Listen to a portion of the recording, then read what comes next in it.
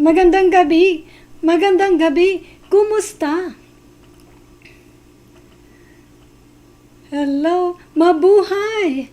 I'm Albine. Say present. Who's with me tonight? Magandang gabi. Welcome to my channel. Welcome to Learning with Albine. I'm Albine, broadcasting from Ohio, USA. So that's why I say magandang gabi, North America. But of course, also magandang gabi goes out to part of South America. Hello, hello USA, hello Canada, hello Mexico, Brazil. These places, occasionally I have people exchange with people from Brazil, from Mexico. Are you here with me? I hope you're here with me. Hello, Miami, Florida. How are you doing? And, of course, magandang umaga, Asia. Magandang umaga, Philippines. Pilipinas. Manila. Magandang umaga. Magandang umaga, South Korea. Japan. India. What else? And what about, of course, somewhere in Europe, in London, in Switzerland? I think you guys are still sleeping, so I have no expectation of you. Yes, stay sleeping and I will see you later or next episode. Hello, hello, and hello. Hi, Kelly. Hi, Kim. Yes, you guys are here. Yes, and I'm doing the usual roll call for today. Let me see, change screen here. Yes, I'm happy that you're back. Yay. Yes, and what shall I say? Shall I have something like, reminder for next episode? I like to remind you, Kelly. Of course, Kelly, you may be excused, but you're not. You're not excused. I just want you to know. And also to TC. Who is TC? Hello, TC. Are you first time or have I met you before? Have I talked to you before? Where are you at? Where are you from? Please tell me. And yes, I thought that it was Kim that was here. Yes, I like to continue what I like to say. For Sunday episode, there will be quiz. Yes, of course, you, Kelly, of course, you are exempted for live on Sunday because it's your night time. Hello, Taylor. Yes, nice to see you here. Okay. Hello, Benstomus. How can I call?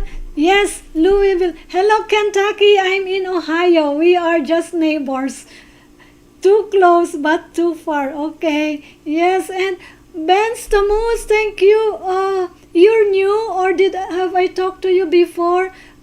Yes, I know TC Taylor. I know her. Yes, it's right to call her Taylor. Am I right? Her or him? Please tell me. What about Benstomus? I want to know you. How may I call you? Yes, and I like to announce, especially for my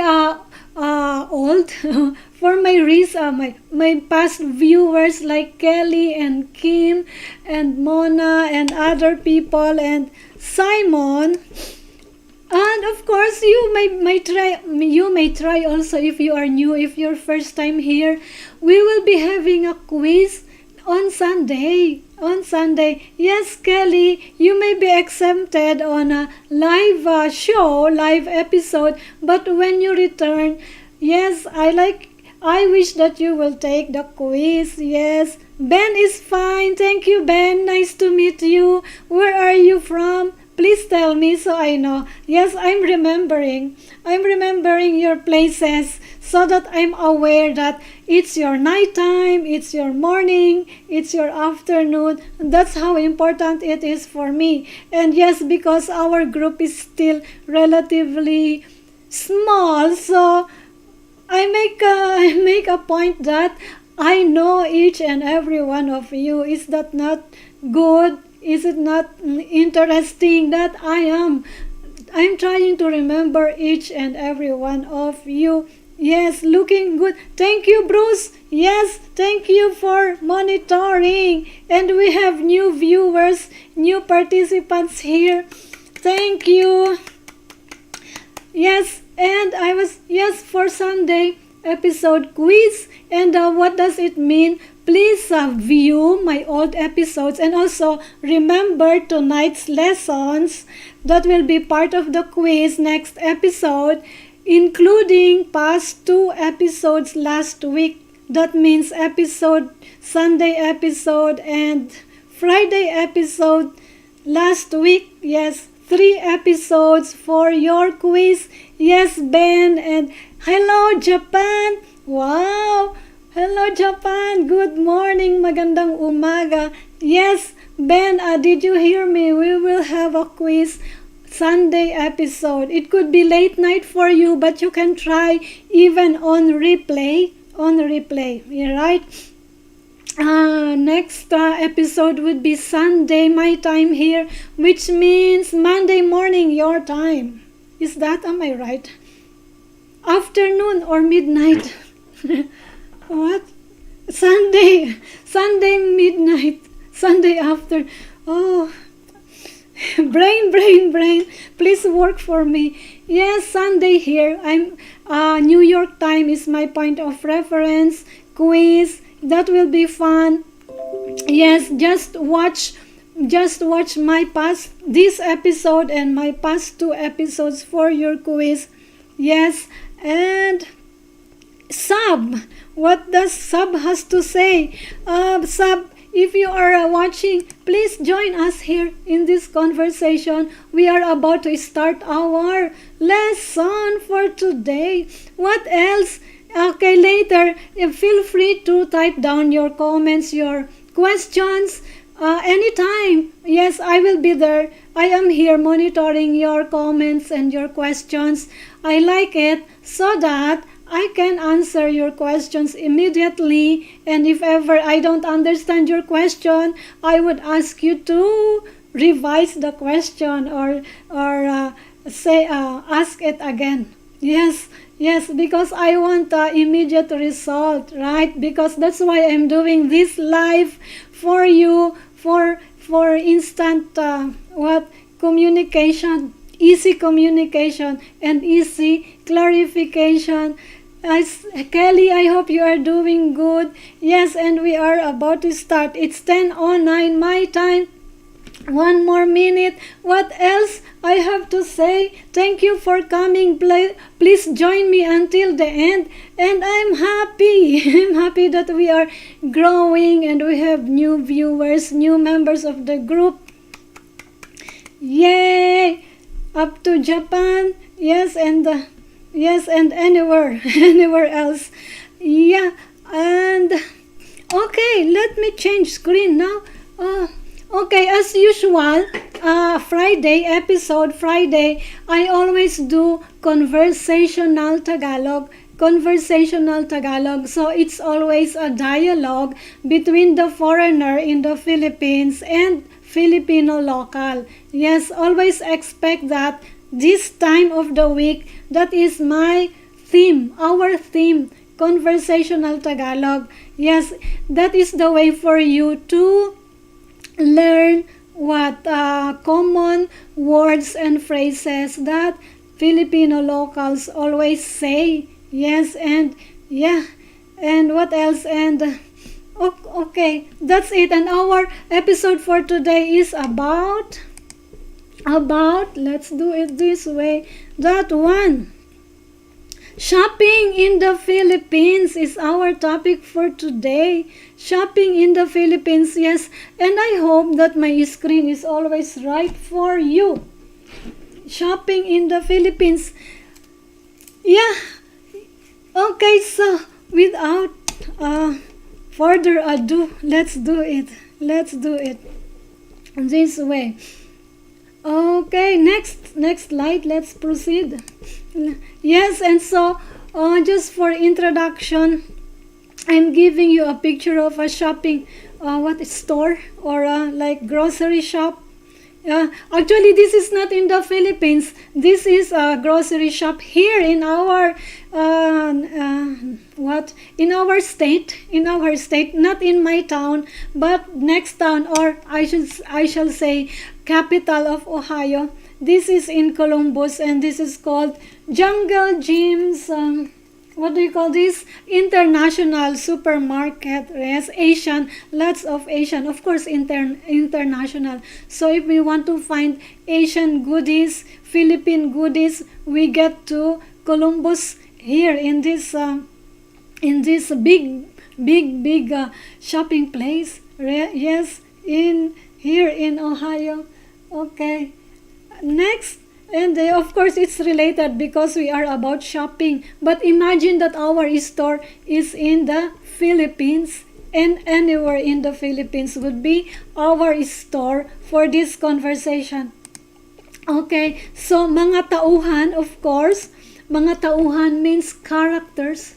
Tauhan, from the word tao, and of course, I bet you are familiar with the conjugation, affixes, but don't worry too much about that. Simply memorize the word tauhan means character of the story. And again, if you're not familiar, mga used to indicate plural things, right? Plural. So characters, one or more character, one or more tauhan. That's why you have two here. First character is the salesperson, and second character is you as a foreigner trying to speak Tagalog in the Philippines, right? Okay, our first line. Who would open the conversation? Of course, siya. Siya means the other person, or him or her. A salesperson, siya. Okay, what? Let's start in English. Her. What did she say in English? What are you looking for, sir? If you are a guy. Okay, but if you are a woman, the salesperson would say, what are you looking for, ma'am? Right? Okay, let's do it in Tagalog. Ano po ang hinahanap mo? Ano po ang hinahanap mo? I hope you repeat after me and tell me if I'm speaking too fast. Tell me if I'm speaking too slow. Okay? Next, let's do it again. Ano po ang hinahanap mo? This word, hinahanap, I tend to say it faster because it's one word. But let's do it. Let me say it in Tagalog slowly, slower. Hinahanap. Hinahanap. I hope my audio is loud and clear. Hello, Sab. Thank you for being here. Thank you. We are just starting. Enjoy. Take a comfy chair. Bring out your pen and paper, your notebook. Yes, our word for today, hinahanap. Hinahanap. Let's say it again. Ano po ang hinahanap mo? This could be difficult for you, but you can do it. I try to speak it faster. Okay, let me speak it faster so that you are familiar with how we sound like. Ano po ang hinahanap mo? Ano po ang hinahanap mo? Okay, if you're not familiar, let's do slowly. Ano po ang hinahanap mo? Okay, so that's how it is. But there's one variation, of course. Ano pong hanap nyo, sir? Ano pong hanap nyo, sir? Okay, what does it mean? Ano for what? And po, again, as I say, it's just a word that is used to indicate that you are talking in a polite manner. Okay, this can be optional. We will try it later. Okay, po. Okay, ang is an article in English that this can be literally translated as the or the, the. But in this English line, there's no the here. But don't worry about that. Okay, hinahanap means looking. Yes, mo is you. Mo, you. Okay, looking. Hinahanap is present tense, currently occurring. Hinahanap. Okay.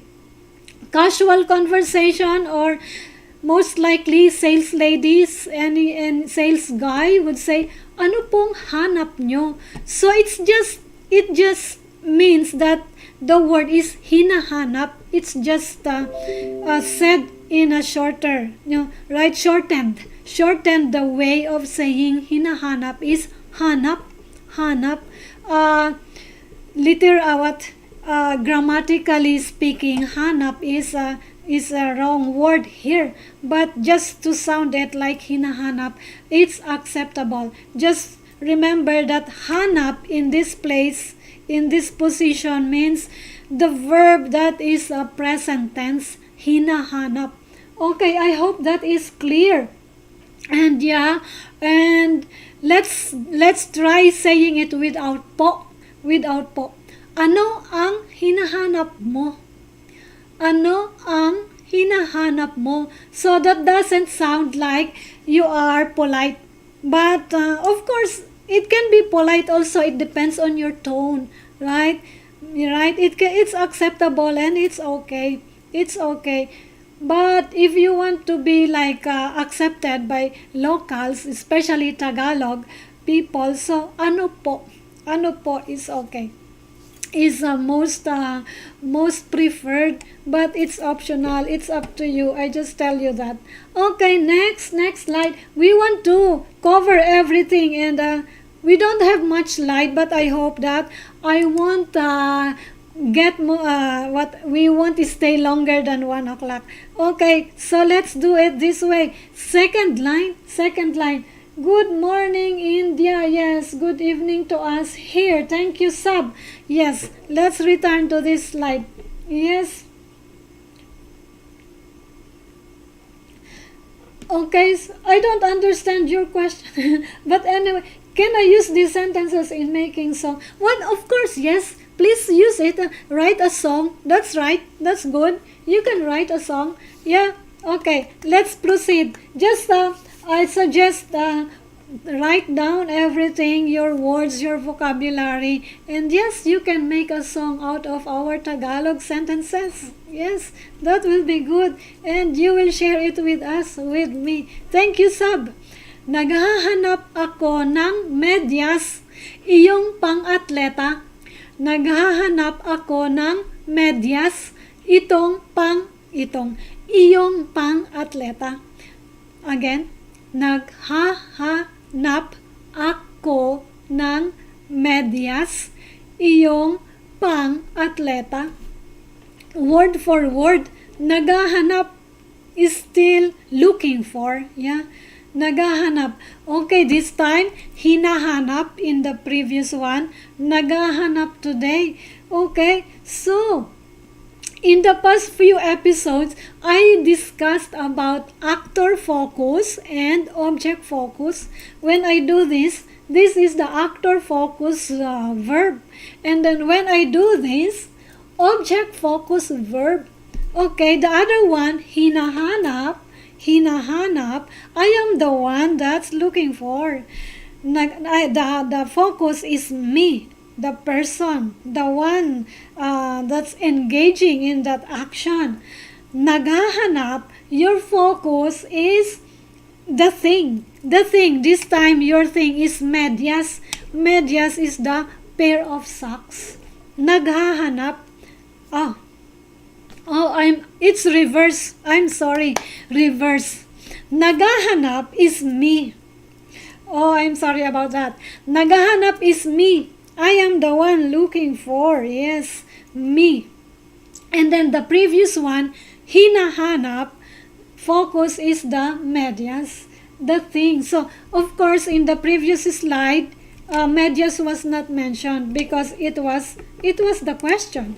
Hinahanap. This word is object focus. Yes, this one, object focus.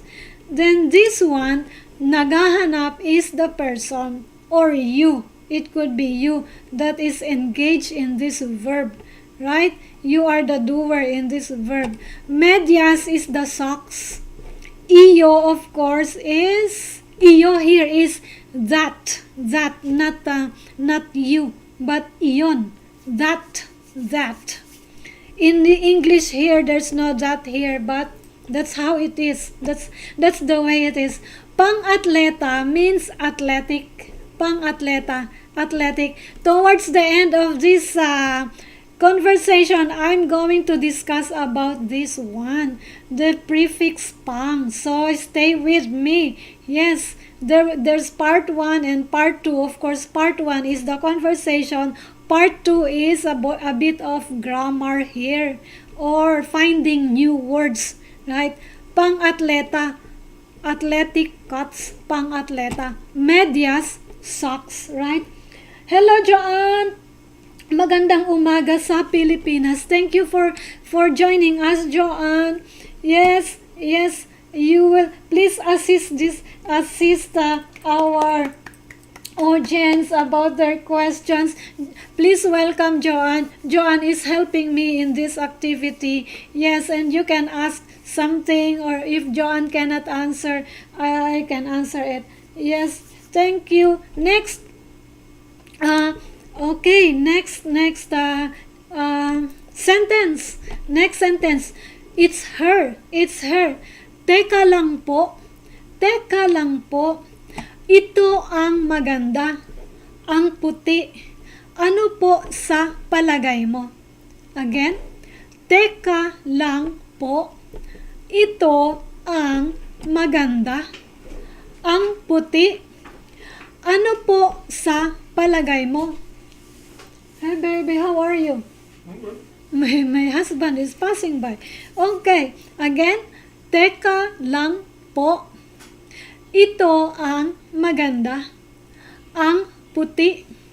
Ano po sa palagay mo? Of course, teka lang po means hold on a second or wait a second, something like that. Right? Because you have to make sure that the thing is with you, or the thing is in the store, on stock, right? So the sales lady, the salesperson has to verify or to confirm if they got something for the customer. Okay, and there's a pause and a little bit of wait. Teka lang po. And also, I already made a video on how to say wait in Tagalog. There are various ways to say it. Teka lang, sandali lang, maghintay ka. What else? Saglit lang, things like that. I think I need to upload that video here over on YouTube later, after this, or maybe one of these days. Teka lang po. Teka is like wait, hintay ka. Ito means here. Nice, I use maganda in the position of nice. White for puti, of course. White one. We don't say isa anymore. So English says white one. Tagalog, you don't say isang puti. Although you can say it. Ito ang maganda, isang puti. But naturally, normal conversation, we don't say isang puti anymore. Okay. Ano is for what? Of course po, you're familiar. Palagay. Palagay means not literally, but the same as saying, do you think? What do you think? Or what is your perception? Or what is your perception? What is your appreciation? Ano po sa palagay mo? What do you think? Palagay. Okay? So I hope there's no literal translation in here, although there is literal meaning, but it doesn't make sense to discuss about the literal translation of palagay here. Let's just get the meaning, right? Ano po sa palagay mo? So that means, what do you think? What do you think? Ano po sa palagay mo? Okay? Ito ang maganda. Here's a nice white one. Or, ito ang maganda. Here's the nice one, that could be. And then, this is white, something like that. But, yeah, in English you say, here's a nice white one. Here's a nice white one. In Tagalog, ito ang maganda, ang puti. Right? Next, Kelly, kailangan ko malaman yung pang-prefix. Yes, after these few slides, we will talk about that. Yeah, I prepared it. Next slide. Okay, next. Let's do it this way. Parang, it's you who will say it. Parang gusto ko ang kulay abo. Parang gusto ko ang kulay abo. Okay? Yes, again. Parang gusto ko ang kulay abo. In English, I think I'd rather have it in gray. I think I'd rather have it in gray. Parang, it's just like it seems, literally. It seems, or in this case, I think. Parang, I think, not literal translation, but the position of parang here is I think. I is ko, I, ko. Gusto, parang gusto, parang gusto. Gusto means like. It seems that I like, parang gusto. Seems that I like, parang gusto. But in English you said, I think I'd rather, right? Parang gusto ko ang kulay is for color. Kulay abo, gray. Abo in Tagalog, literal translation of abo is ash. ASH. Kulay abo, ash. The color like ash.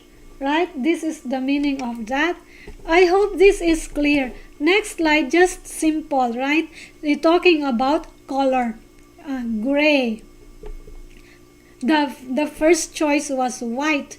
The foreigner didn't like the white one. He'd rather like to get gray or kulay abo. Next, sige po. The sales lady or the salesperson said, or siya. Sige po, ito ang kulay abo. Isang sukat lang para sa lahat. Again, sige po, ito ang kulay abo. Isang sukat lang para sa lahat. Let me say it faster so you get used to our speaking in Tagalog. Local Filipino, the way he or she says it. Sige po, ito ang kulay abo. Isang sukat lang para sa lahat. Okay, what does it mean? Sige means okay or that's good. Sige po, okay. And then ito, of course, is here, and then kulay, color, it's not mentioned here, but kulay abo for gray, and then one for isa, one, size, sukat, isang sukat, that means two words, isa, the number, followed by sukat, NG, join isa and sukat. Isa, because in this case, isa becomes an adjective that describes the size, one size. So, isa sukat, you don't want to say that. You need ng to connect isa and sukat. So, in this case, ng is connector, but it has become a suffix to the word isa. If you don't want to use ng, you can say isa na sukat, isa na sukat, but Filipinos don't say it that much, isa na sukat. No, Filipinos say isang sukat, isang sukat. So from the word isa, right? Isa plus ng is what I say. It root word plus ng connects with another word. One size, one size. Fits is para sa lahat, or fits all. Para sa lahat, fits all. And then there's sir. I use sir here because there is always po. Right? Next, any questions so far? Not. Maybe later. Next. Okay. The conversation is almost done. There is already the question, magkano? Okay. I bet, maybe after the whole presentation, we will have a chat. Okay, question and answer. Be ready with your questions later, or chat, or kumustahan again. Right? Next. Magkano iyan? That's what you ask. Magkano iyan? That means, how much is it? How much is it? Magkano iyan? Magkano iyan? Faster, magkano iyan? Or not iyan. Sometimes you don't hear iyan that much anymore. Just simply, they say it yan. Yan. Omitting the word, the letter I, the first syllable. I just like to write it iyan, so that when you look up the meaning of iyan, dictionary will tell you iyan means that or it, right? So expect in every presentations that I present to you that I'm always typing the whole word, not much of abbreviation. Yes, not much of the shortened one, for your easy understanding of the word, because really my intention here is for you to have a much growing vocabulary for yourself. So take note, the word iyan means that, or iyan that, or that. Oh no, this is that iyan. The other one is iyon, right? Yan. So Filipinos say yan, simply yan.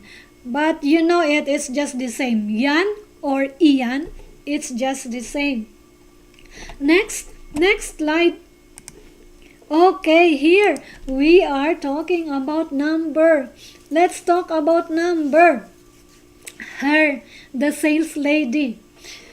250 piso, sir.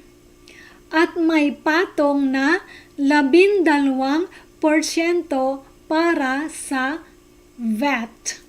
Again, 250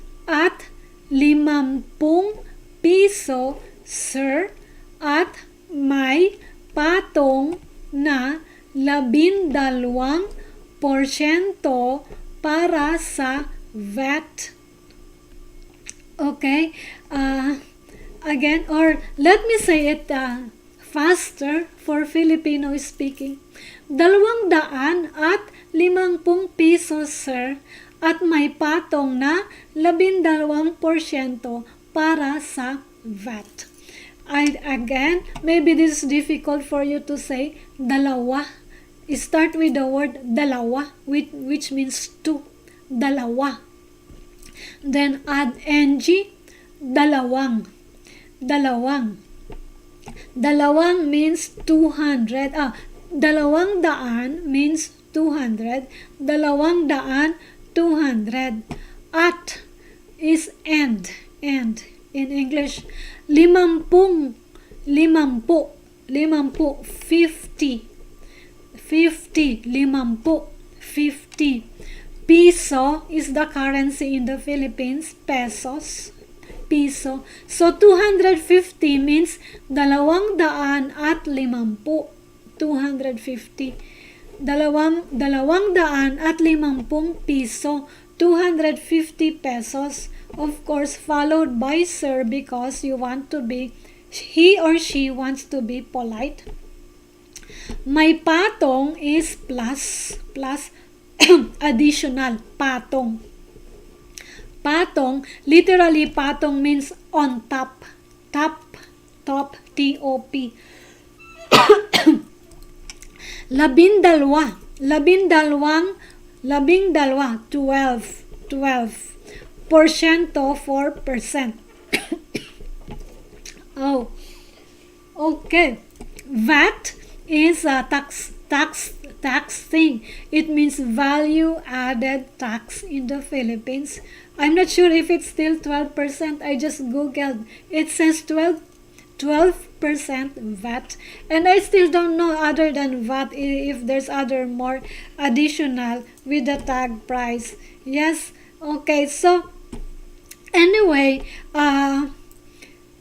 generally or in reality, Filipinos, or especially in the store, they try to speak English, and also with regards to numbers, most likely you will hear it in English.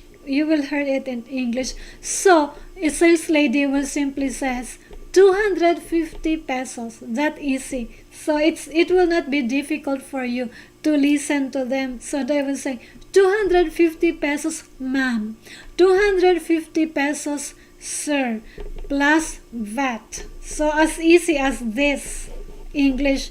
But of course, you're learning Tagalog, so it's your opportunity to know what is 250 in Tagalog. And this is it, right? And porsyento, what is porsyento in in English means percent. Yes, okay. Next, I hope you appreciate my explanation. I'm sure you do. Next, okay, so this is what you will say. Ayos, kukunin ko yan or iyan.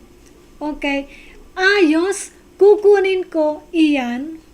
Okay, it's up to you. If you want to impress Filipinos, you would say, ayos, kukunin ko yan. Right? So, I'm really monitoring forums, yes, especially in larger Learn Tagalog group, and so people, or in other polyglots group, polyglots, is that how to say it? And yeah, they are raising this kind of situation or question when, oh, I am this kind of speaker. I am a native of, for example, I am an English speaker, but I try to speak, for example, Tagalog. The way I speak Tagalog, but still I'm very careful about sounding like local, or I'm very careful about speaking in Tagalog because I don't want giving the impressions that locals think that I'm fluent in Tagalog. I bet that is also your struggle, right? So sometimes it's alright for you to speak like sounding like a foreigner, yeah, so that Filipino locals would not speak to you in straight Tagalog. Okay, so yes, tell me about that. Tell me your story. What's your experience about that? What is your struggle? Do you really try to sound or speak like a local, or do you like sometimes set back, or what do you call that? You have some reservation that you keep it to yourself, that you know how to speak Tagalog. Yeah, so that's why I'm giving you option. It's either you say, kukunin ko yan. So if you say, kukunin ko yan, you're trying to sound like Filipino local. But if you are saying, kukunin ko iyan. So, it's maybe you would be sounding like, oh, I'm just learning Tagalog because you say iyan in a straight word or complete syllable, right? Tama po, polyglots. Yes. You tell me your experience. I know Kelly, sometimes Kelly denies that, oh, I'm not advanced in Tagalog yet. But my assessment of Kelly, she is already, beyond basic. And I like that. But yeah, practice makes perfect. That is how I felt when I spoke Tagalog in the Philippines. I would speak a little and then they would speak really fast. That is a struggle, right? So maybe you can be like you have a double personality. You can pretend. It depends really. Yes, I mean communication, the best thing also is to assess your kausap, the person you're talking to. Assess, know him or her better, of how little you know, what do you, I hope you know what I mean. Just it depends on your kausap, and it depends on how you project yourself to others. So be an actor, or it's also nice to pretend, right? It's nice to pretend. Okay, ayos, kukunin ko yan. So that means perfect, I'll take it. Ayos is like awesome, something like that, or perfect. Ayos, or sometimes what else? There's no other, because here in English there's lots of like exclamation, great, like perfect, awesome, excellent, right? So in Tagalog, I think there's only two, ayos or mabuti, but there's three also, magaling. But sometimes you have to be careful on choosing the word magaling. It's not always applicable on many things, right? Ayos, mabuti. It could be okay here in this context. Ayos, kukunin ko yan. Mabuti, kukunin ko yan. Ganon. Or something like, buti naman, kukunin ko yan. Yes, and also like the tone. You must be able to understand the tone. You must know various tones of the word, various emotions. There's one tone for one emotion. I hope you know what it means, right? Ayos, so that means you're excited. Ayos, perfect, I'll take it. Yes, next, 10:44 my time. I think we still have time. We have more time. Sa counter na lang po, sir. So it's the sales lady who will tell you, sa counter na lang po. Sa counter na lang po, sir or ma'am. Sa counter na lang po, ma'am. So it's always the thing, like especially in department store, the next thing, when you are done with choosing your thing, so the sales lady will tell you, straight to the counter, or go to the counter, or pay. The payment will be done in the counter. So he or she will remind you that. And also like there's a comparison, like Bruce's observation of Philippine stores, like department stores in the Philippines as compared to our stores here in the US. Bruce was so impressed of customer service in the stores in the Philippines. For example, SM, other grocery stores, right? Small or huge stores. There are lots of sales ladies, sales people, salesmen. Yes, as what Bruce would tell, one salesperson for every aisle. Whereas here, Walmart, you can barely see salespeople here in the US, right? So that's the difference. So when you go shopping in the Philippines, don't worry about asking price or looking for something. There are staff or employees to help you around. Just talk to them. Well, with my perception as a local in the Philippines, I would say like there are times when these people are annoying because I want my time picking and what I don't need any help from people, but this sales lady are always behind me and always watching what's next. I wonder or something like that. So sometimes to me it's annoying. So it's up to you, whatever your perception is. They could be annoying or they could be of great help to you. Yes, okay. Sa counter na lang po, sir. Proceed to the counter, sir. Next. Okay, so ganun ba? That's what you say. Salamat. Ganun ba? Salamat. I see. Ganun ba? I see. Thank you. Or ganun ba also means is that it? Is that it? Or something like really? Something. So there's various various meaning when you say ganun ba, right? Ganun ba? Really? Or I see. Okay, or I agree, something like that. Salamat, of course, is thank you. Okay. But anyway, before we proceed, let me give an advertisement. Let me Let me pull out my advertisement.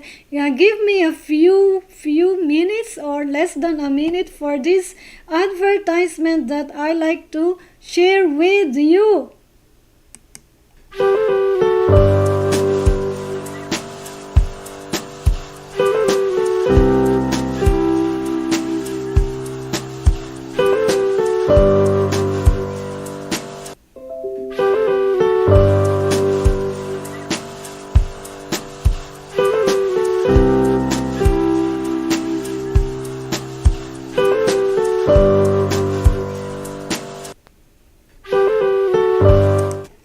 Yay! Thank you for that, and I'm back. Yes, that's a short break, and I'd like to remind you that if you please, or if you're happy with with all these values that I'm delivering, buy me a coffee. Yay! Buy me a coffee or buy us a coffee because we are a team here. It's not just one person. I have helper and here's Joanne with you. So, some kind of donation so that we keep the service going and we have resources to what some kind of equipments and other things that we need to get. So we have something. Yes, I say fuel to fuel up our community. Buy me a coffee and find the link down in the description down below, and let's do some kind of announcement. And yes, please subscribe to this channel, hit the subscribe button, and thank you for being here if you're first time, and if you repeat like Kelly and others, I hope that Kim is here. Thank you. And yes, there will be more lectures and lessons for you. I am all for that. Like and share this episode, share to your friends, to your family, whoever you think that needs the lesson, needs the training. We are here. Yeah, and also join our FB group if you are not joined yet, and please participate in our exercises that I am giving to you, and all questions, testings, tricks and something exercises for your learning, to enhance your learning, right? To accelerate your learning. Join our FB group because that is what I call base camp for our easy communication. Because YouTube, it's not efficient on exchange communication, right? So FB, Facebook is the most efficient way. But of course, Instagram is good also. But I'm not always on Instagram because I'm still feel like developing my workflow on Facebook, and when I'm done with that, I will find time for Instagram. But I can see you on Instagram also. Follow, or what does it mean, follow on Instagram? And what else? Join our Google Meet Saturday. That will be tomorrow. We have chat. It's nice to be present in the chat room, because I see you, you see me, and I can see your reaction. I can see your faces when I say something or when I ask you to do something. It's like a face-to-face classroom session for us, and it's for free, 10 o'clock EST. And if you're not available in the morning, my time, another one in the afternoon at 4 o'clock. And yes, again, I repeat, our next episode is a quiz. It's a quiz. Okay, next. Yay! Thank you. Thank you so much. It's still here. Let me check. Concurrent viewers. Thank you, 7 concurrent viewers. Mabuhay. Mabuhay. We are 8. We are 7. We are growing. When I was just starting, it was only 1, sometimes 0, sometimes 2. I'm happy that we are growing and we're 7 this time. And also, yeah, we wish for double numbers. Next meeting, next week, it can be 14. Yay! Yay! Yay! Yay! Yay! Yay! Yay! Okay, next. Okay, let's proceed now. And it's, okay, we have time. It's okay, we have time. Let's do it this way. You want this one, new lesson for you. New lesson. And let me see. Check screen is important. Okay, nice. Yeah, let's do it this one. Prefix pang. We say it pang. Not in English they say pang. No, Tagalog pang. Pang is one of the many affixes used to transform a word into a noun or adjective. So when you use the prefix noun, the ending result could either be noun or adjective. Let's have example. The root word. I always want you to keep your root words. Let's start from root word. Root word kasal. Kasal means wedding or marriage. Pangkasal. So that is another. So you have the root word. You use the affix or prefix pang. So you arrive at one word, pangkasal. So my definition of pangkasal, a thing or accessory to a wedding. So my example here, damit na pangkasal. Wedding dress, wedding for kasal. Okay, dress is the damit. So in this case, wedding here is adjective. I think it's how I understand this one. Wedding is an adjective to describe the dress. So in here, damit, that's why I use the word na to indicate that pangkasal here is adjective. Pangkasal describes the noun damit. So it's an adjective. Damit na pangkasal. Another example, the root word sukat, pang sukat. So sukat means the literal translation of sukat is measure.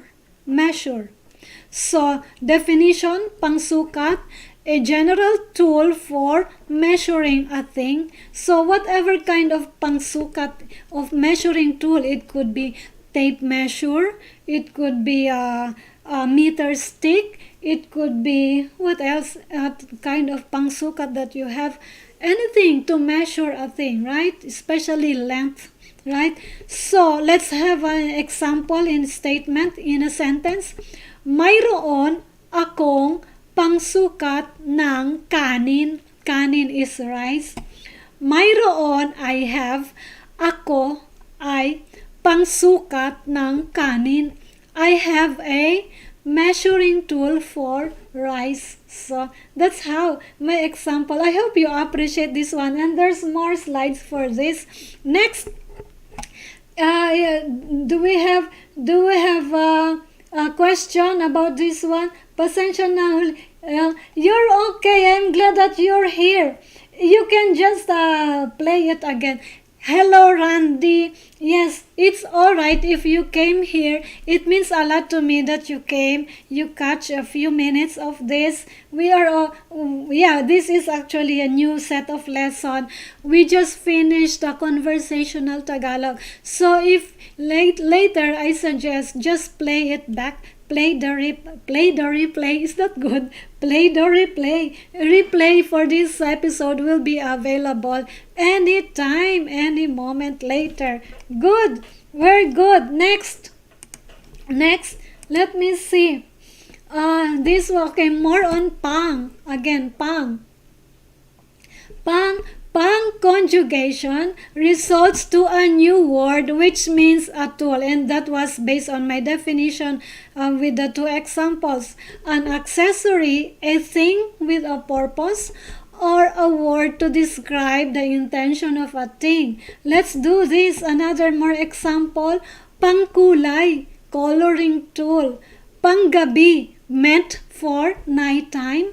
Pangmatanda, meant for adults. So what are the root words here? Kulay, root word. Gabi, root word. Of course here, matanda. The real root word here is tanda. And then ma is another affix. So we will talk about more of affixes as we go on, right? So don't worry about ma this time. So just say pang matanda. Add it to your vocabulary. Pang matanda, meant for adults. So most likely, like for example, medicine. So there's a medicine meant for adults. So pang matanda. The word for medicine is gamot. Gamot na pang matanda, right? Panggabi, so meant for your clothing for the night. Damit na panggabi. Yes, pangkulay ng buhok. Yeah, I hope you appreciate this. Yeah, you have lots of vocabulary, Filipino words to keep now more and more, especially if you have lots of list of root words. Use this prefix for that. Next. And of course, I tell you, not this pang prefix is not always applicable to all the root words. Yeah, so you really just have to consult Tagalog speakers, or like sometimes it's really your experience will tell you that, right? Whether it's right or wrong. Right? Experience. Yes, that's the thing. Experience. Pang again, pang. Use a dash after prefix pang when the root word starts with a vowel, right? Take note of that. Root word starts with a vowel. Pang atleta, pang araw, pang umaga. So I don't need to mention the meaning anymore. Is written there for you. Yes. And next, another prefix pang can be pam or pan depending on which consonant the root word starts. Example, panlalaki, pambata. What's the other one? Pambansa. Okay, so with regards to pam or pan, it's not part of our discussion for tonight because 1 hour is not enough. So maybe it will arise later. So be patient. Or if not, you can just get the information somewhere. But maybe later we will have one episode for this. Who knows? So always stay with me, right? So again, we have panlalaki, which also the same as saying panglalaki. Pambata, also the same as saying pambata. Pambansa. The reason why it changed into pan or pam, because the way your jaw, your tongue, you see, it's difficult. It's easier to say panlalaki than panglalaki. It's easier to say pambata than pangbata. Yeah, I think when the root word starts with L and B, so you with L you need to use the word pan. With B, start with use the prefix pam. I hope you appreciate, and maybe there's more. Nagsasanay ako ng Tagalog sa aking asawa. That's good, of course. It really helps a lot to accelerate your Tagalog communication skills with a native speaker. And I understand your wife is not really a native of Tagalog, Bicol, and that's good also. I admire these people from other regions of the country. They know more one dialect more than me, so I only know Tagalog and English, so that makes 2 languages for me. But your wife, you get what, 3 languages? There's Bicolano, there's Tagalog for her, and there's English. Yes, I admire these people. Yeah, and me, I only have 2 language. Yes, Bicol. Yeah, congratulations. You have a partner helping you learn Tagalog. Keep it up, and regards to your wife. Next, I hope she is watching. Okay, next. And yeah, take note of this. This can be another session, but I just have to introduce to you pang. Pang is also used before a number to refer to order of a thing with respect to other things occurring at the same time. So maybe when we talk about number, this will arise again. One example is pangalawa, pangatlo. So pangalawa means pangdalawa, pangatlo, pangtatlo. So there must be one episode for this topic, but I'm just introducing to you. Pangalawa means second, pangatlo means third. So, but there is also another prefix called ika. So there's ikalawa, ikatatlo. So there's difference, and I just read it. I researched for that, but not in this episode. I just want to introduce to you. So pangalawa, also like we have this question, pang ilan ka sa magkakapatid? I hope Kelly understand that. Pang ilan ka sa magkakapatid? Because here as far as I'm concerned, here in America, you don't ask that like pang ilan, like in what order are you in among siblings, something like, because in the Philippines, in Filipino, we have panganay for the eldest, pangalawa, second eldest, pangatlo, third among the siblings, pang-apat, and so on and so forth. I really just don't know if English or natives of this country are concerned about that, and like the panganay, pangalawa among siblings. So this is the application of that. Pangalawa, pangatlo. I am the eldest, so I am the panganay, and then my brother is the pangalawa, the second. Yeah, so that just introduction, and I hope you appreciate my presentation. Yes, this is the last lecture, and I hope you appreciate it. Give me a thumbs up. And yes, buy me a coffee if I'm giving you much value. But if not, it's all right. Just come back. It means a lot to me. Please thumbs up or comment down if you like it, and if you're happy, or if you have suggestion.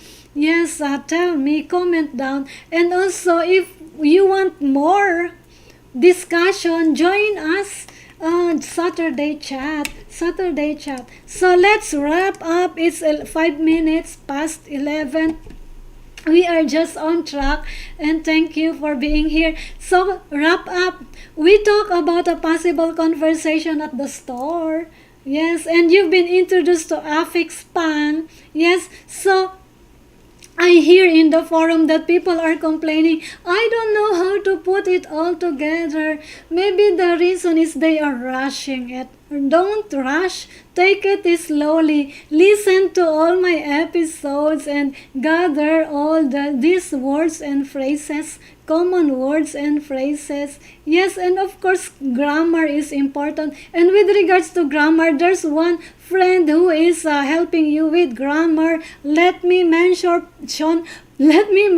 Pinoy grammar, or Edrin. Edrin is on YouTube also helping you with grammar. Yes, as I told him, mine is common words and phrases, yours is grammar, but me, I can teach grammar, but it's secondary. Yay, thank you. Thank you for being here. I will see you again. You know my schedule. You know my activities. Yes, I will see you on Facebook almost every day. Let's do it this way. Let's do it this way. How do I do it? How do I do it this way? Okay. And how many concurrent viewers again? 7. Yay, thank you. And more, and more, and more.